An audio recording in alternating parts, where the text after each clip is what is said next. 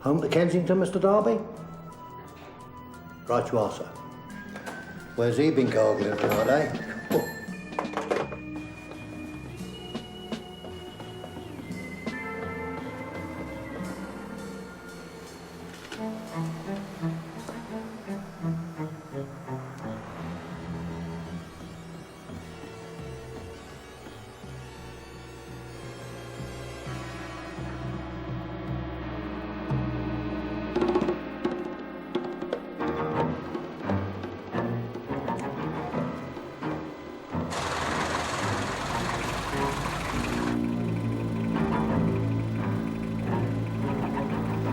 What's the desk, will it go? OK, sir. Yeah, well, I'll go up and see what's happening, old gutbag, all right? Stinky he was. Legless.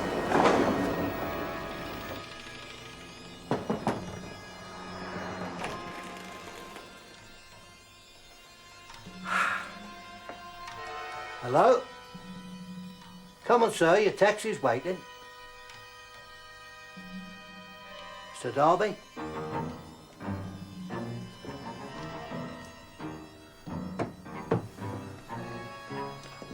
Oh, my God.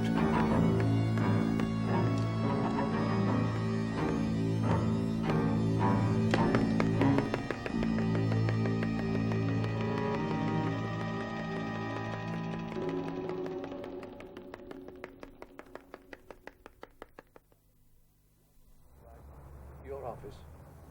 Yes, 9 sharp. Goodbye. Really, Eric, your life's not your own. Look at the time. What? The time, look at it. St. John Darby's dead. Oh? Stroke, I should think. I'll make some tea. How awful. The way he treated himself is not surprising. Does that mean that you'll take over? Oh, for heaven's sake, Thelma. Man's only been dead a few hours. Well, I'm surprised anyone could tell the difference, quite honestly. If it hadn't been for you, he'd have been out on his neck years ago. You run that column. I'll make some tea. You do? You know you do. I'll make some toast. And I'll phone the others and empty the dog.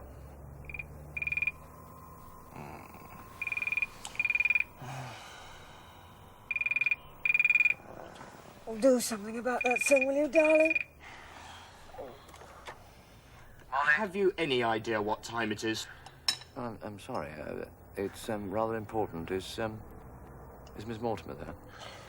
Yours, Granny Gringe. Eric, darling, what do you want? Sparrows are still in their pajamas. Sorry to ring so early, Molly. I just thought you'd like to know the St. John's dead. He's been found dead. Oh, I see. Poor St. John. Can I help? I mean, what do you want me to do? Well, nothing really. I'm just asking you all to come in the office. About 9:30. Eric, darling, what was it? Stroke, I should think. So should I. See you 9:30. Right.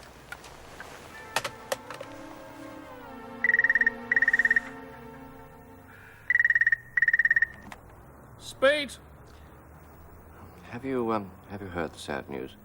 Gringe, I'm in bed. A moment ago, I was asleep. Not unnaturally, news has eluded me, sad or otherwise. Well, I just thought you'd like to know that St. John Darby's passed away. Is that sad? Or even news? Or even surprising? Well, My father owning the rag doesn't mean I'm privy to the fate of every journalist on it.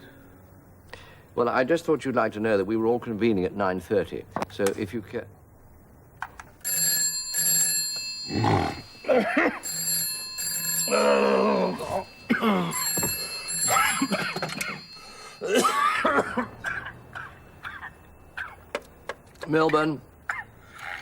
Melbourne, it's Eric. What? Eric, I just thought you'd like to know about St. John. What about him? He died in the night. Sorry, did you say died? It's a terrible lie. Yes, in the night, yes. Yes, I got that bit, but You say... Dead, yes. Dead, eh?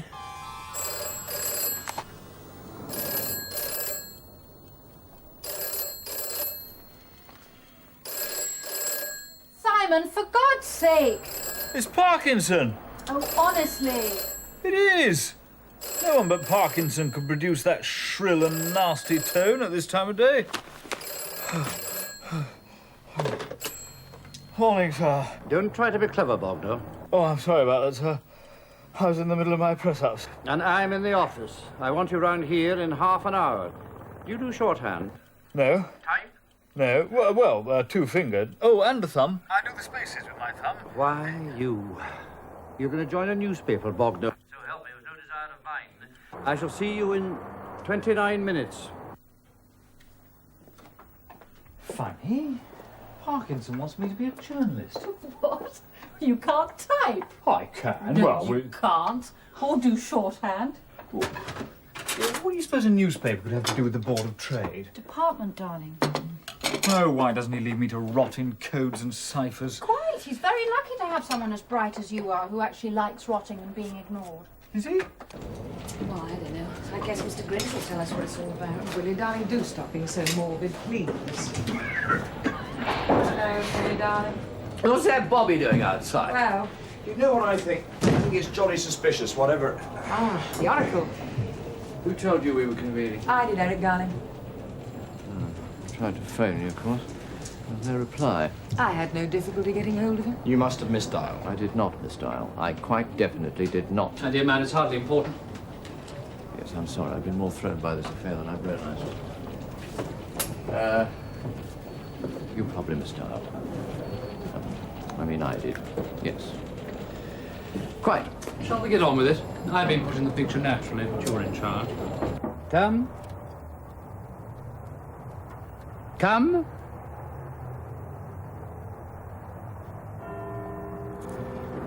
I don't understand how you're incapable of coming in when I ask you to. However, there are many things that I don't understand, Bognor, and most of them concern you. Sit down. Dear, oh dear. You heard of Lord Wharfdale? Oh, yes, of course. You know that he owns the Globe Group.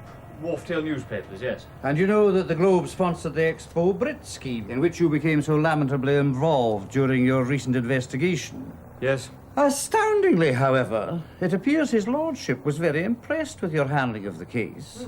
So, when one of the members of his lordship's staff was found murdered in the offices of the Globe, he telephoned the minister, and here my comprehension is strained to breaking point, to demand your being assigned to the case. What exactly does Lord Wharfdale want me to do? He wants you to join the Samuel Pepys column of the Globe. I gather they're rather given to employing people of limited experience. I'm sorry, you haven't actually told me yet who's been murdered, sir. Someone called St. John Darby, a man who liked to turn his sporran. Sorry? A consenting adult, Bognor. Ah. He ran the Pepys column for years. Well, what's the interest to the department? None whatsoever. It should be a straightforward police matter.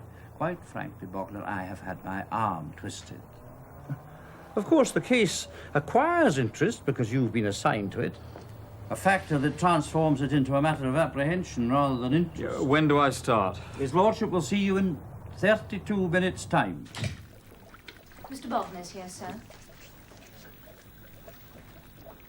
Bognor, I sent for you because of the way you handled the Bowbridge Friary affair. I thought it masterly. Master. Sure. Take a coat off. Sit down. Oh. What do you drink? Scotch? Oh, well, Cigar? Oh, just a small one, thanks. Only half a bannet. Oh, fine. So, what's your theory? Theory? A murder. Oh, murder, yes. What do the police think, sir? Now, Mr. Bognor, I'm not overly impressed with the forensic abilities of our police force. No officer class. I want an intelligent gentleman to solve this one. That's why I sent for you. I want you to do what you did so admirably at Bowbridge. I want you to get alongside. I want you to join the Samuel Pepys diary, soak it all up. Within a week, I'm confident we'll have our murderer. Well, I've no experience in journalism, sir. Neither had I when I started the Globe. How many prime ministers have any experience of being prime minister? Answer me that, Bognor. Eric Gringe will look after you. He was Derby's deputy, not an impressive specimen, but loyal and conscientious. He'll be in charge until we find a replacement. Henry, get me Gringe. Sir. Sir. Sir. Extension Sir. Should I let them know that I'm an investigator or pretend to be a journalist? No pretense, I'm paying you. You'll be one.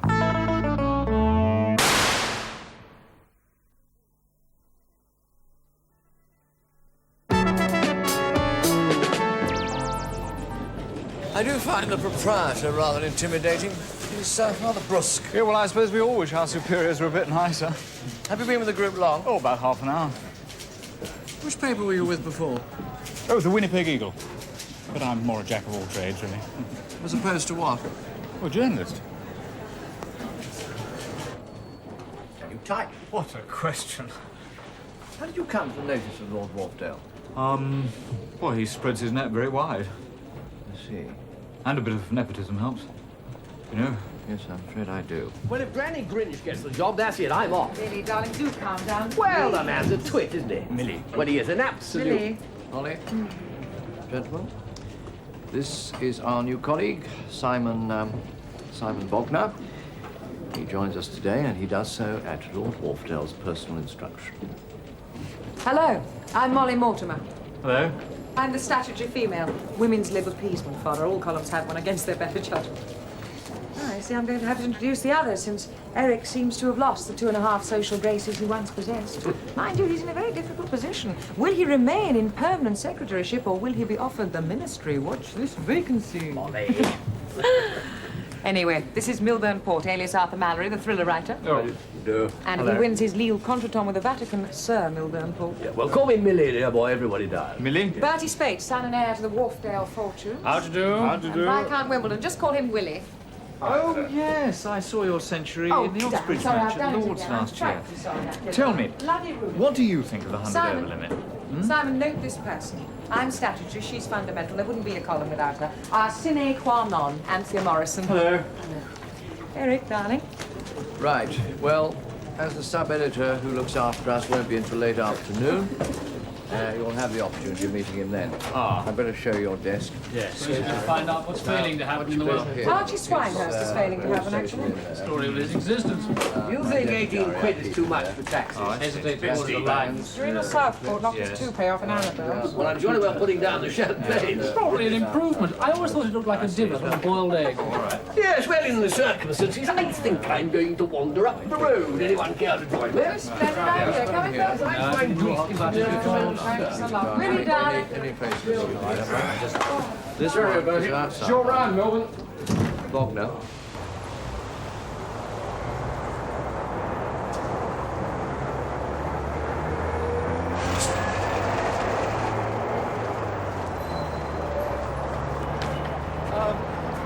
I say, Hello, darling. We thought he'd bound you head and foot with paper clips and rubber bands. sorry? Managed to escape from Granny. Clever thing. Who? Our boot-faced matron. Granny Grinch. Oh, yeah. Yes, if he had his way, we'd be on bread and water from now on, darling. Thank you very much, my dear. Have one yourself, won't you? Pretty charming. Hey, beer, my children. Another one. Well, weddings and funerals, old thing, you know. So this isn't normal 11s, is Normal crisis 11s, shall we say? Yes. Winnipeg, eh? And I'd say we're a 2 crisis a week office, all being well. Pretty Calvinistic out there, was it? Pretty Puritan. Oh, yes. Germans, Swiss, lots of it. Right, right. Bread and water and hard-faced cuckoo clocks. I don't envy you. Welcome back. Thank you. Well, Millie, what do you think? I presume you mean the demise? I'll tell you what I think. I think it's rather exciting. Oh, well, of course, I'm sorry and all that, but what an exit. I give you a toast to an absent friend and the manner of his leaving us.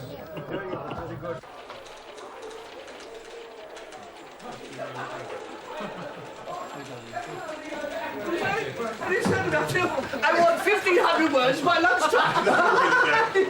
There is a there is a column to produce. What? A column to produce. Oh, yes, Hart, of course. Willie, darling, you fancy that private view at the Western Arts at 5? Yeah, why not? He can't. Why? What is it, Eric, darling? There's an officer of the law next door taking statements from all of us. Oh, I see. Anfia's just gone in. So, he's got to speak to the police and then interview Liberace. It's called taking the rough with the smooth.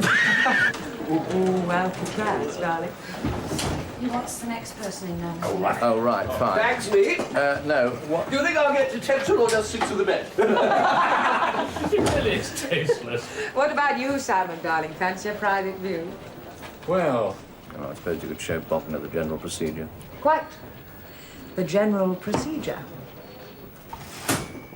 You sound completely paralytic. Don't be silly, darling. It's the middle of the afternoon. You are paralytic.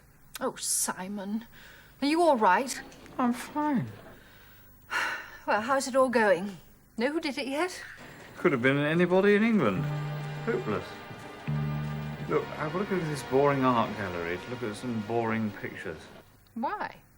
It's sort of boring thing journalists do, darling.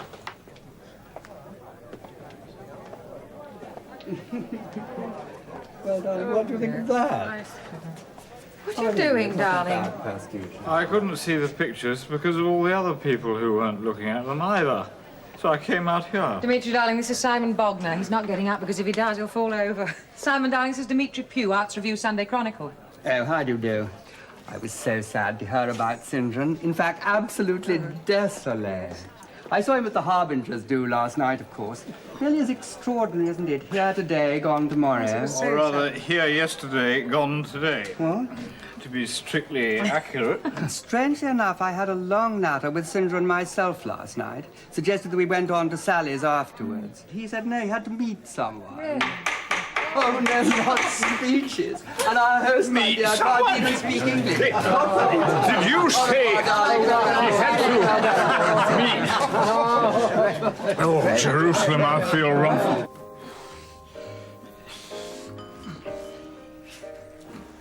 Where am I?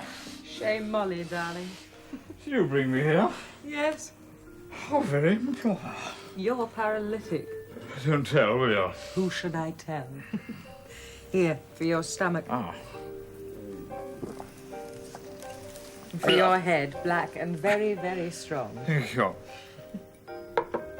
You've changed your clothes.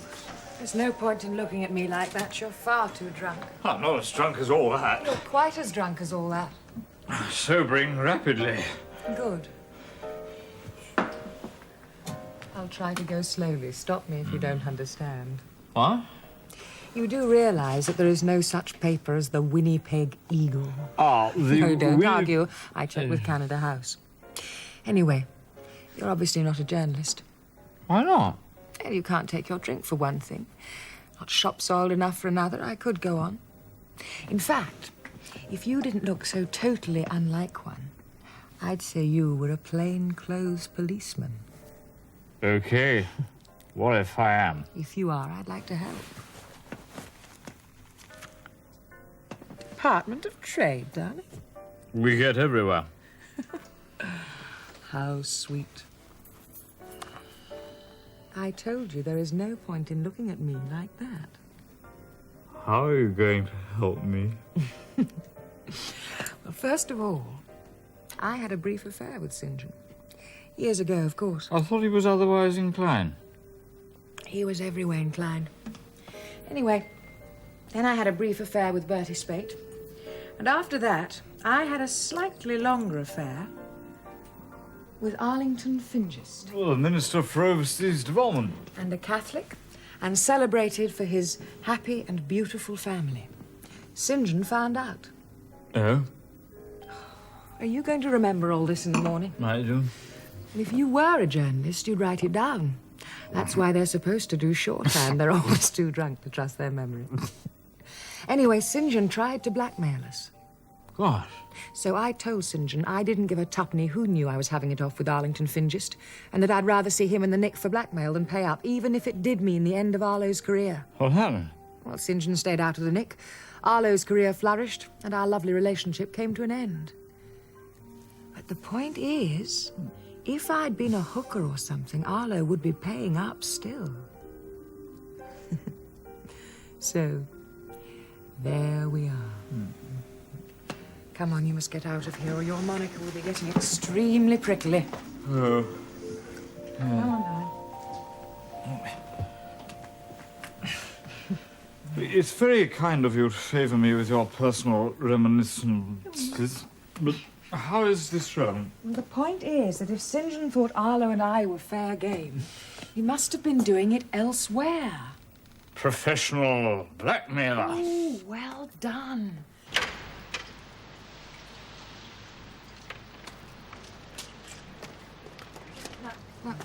That's the main road down there. Do you think you're going to manage it, darling? Fresh air will probably give your head an extra spin. I'll be okay.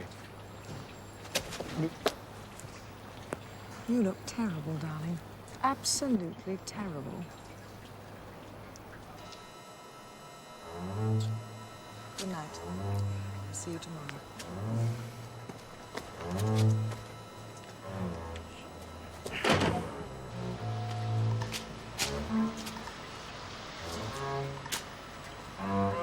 It's a nice kiss. Very nice kiss. Very nice. Oh, the molly and the ivy, when they are both